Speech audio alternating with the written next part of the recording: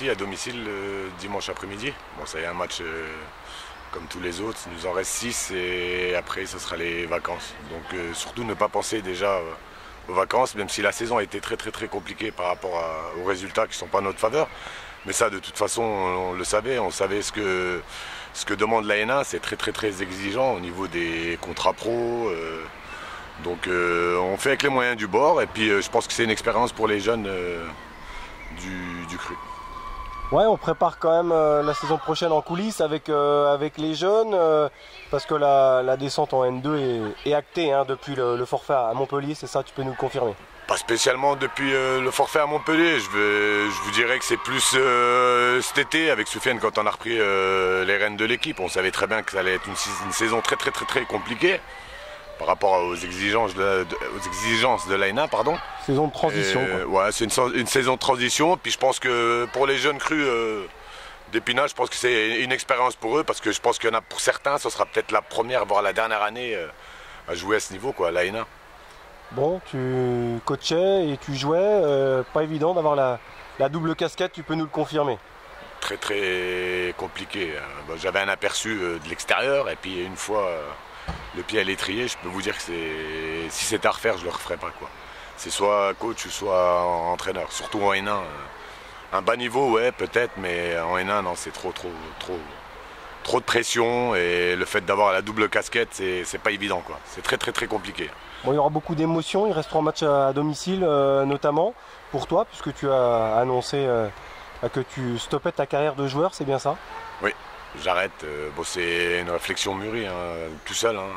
J'ai eu besoin de personne, ça fait un moment qu'elle me trotte à la tête, et puis là j'ai fait le grand saut, c'est-à-dire dire stop, quoi.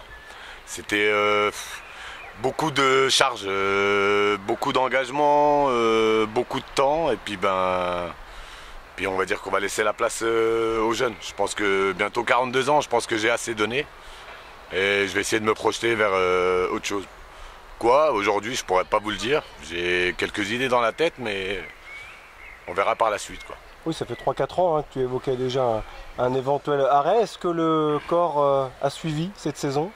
Le corps a suivi, oui, mais psychologiquement, non. Le fait d'avoir la double casquette, être joueur-entraîneur, se focaliser sur les séances, se focaliser sur rectifier différents types de joueurs sur différentes situations, c'était très compliqué. C'est vraiment l'année, je pense, qui a fait que je devais dire stop, quoi.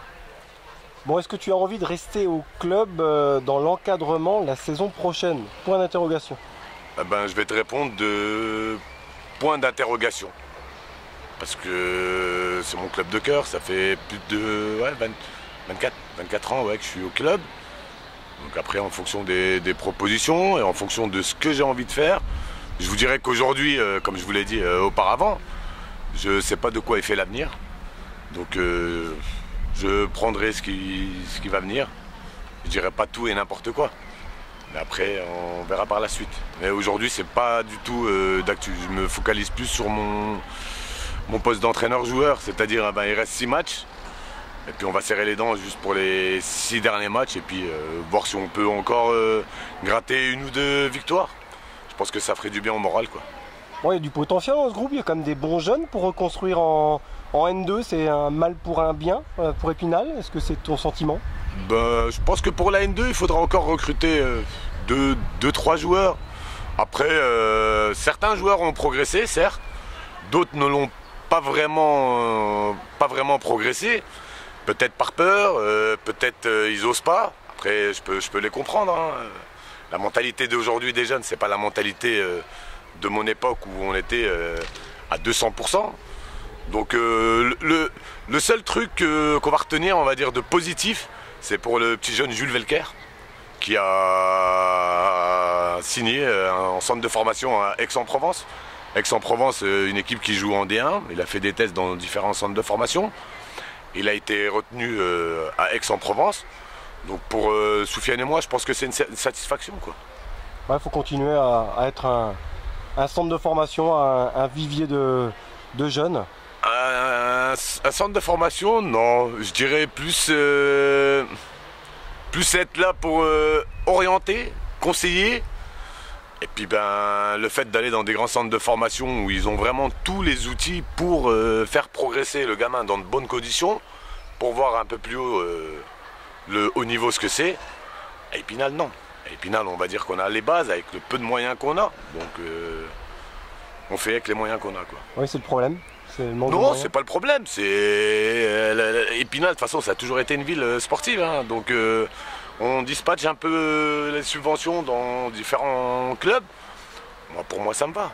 Si nous, on est là dès le début de la carrière du gamin et qu'après, ben, il s'envole et qu'il va dans d'autres centres de formation, pour moi, c'est gagné, quoi. J'ai fait le plus dur, c'est-à-dire le début, motiver le gamin, voir s'il a du potentiel.